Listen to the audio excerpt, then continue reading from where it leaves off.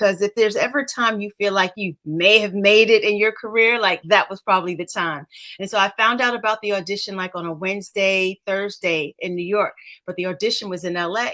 I was a broke ass dancer. I had to beg my mom, like, Mom, please get me a plane ticket. Please. I'm telling you, I can book this. I just know I can.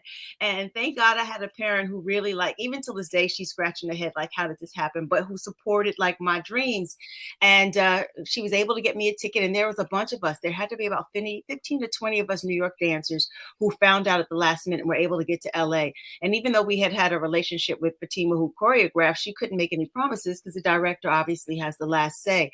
John Singleton, really unbeknownst to us, was a fan of dance and knew who a lot of us dancers were because they watched music videos. And that's one thing that's really surprising throughout my journey. Is like Prince knew who we were and Janet knew who we were because they watched their competition. So you think that they're only watching the artists. They're watching the background. They're watching the concepts. They're watching the dancers. Like Hammer knew who everybody was. So we get in, we audition, I book the gig.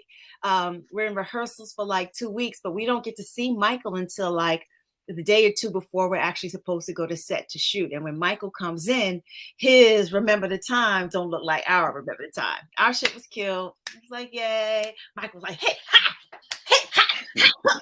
He was like, whoa. Oh, it's supposed to look like that. Okay. So we had to like go back and rehearse, kind of get tight.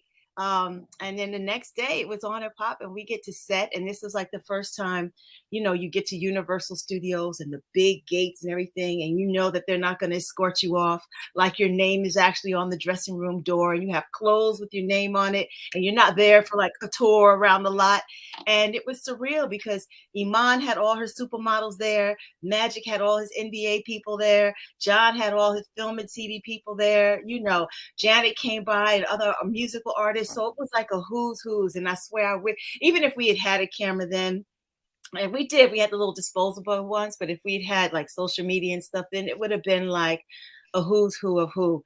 And we had to sign a contract that was like the size of like the phone book.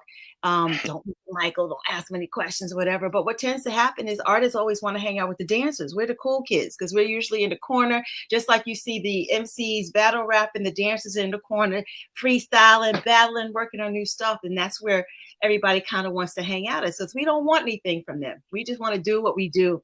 And he would hang out with us and just, to hear Michael curse, be like, fuck that man. And be like, Michael, just because you forget that these people are human. And I think it's like it kind of wears off after the first 30 minutes. And then you're like, all right, this person's human, whatever. And you just kind of become,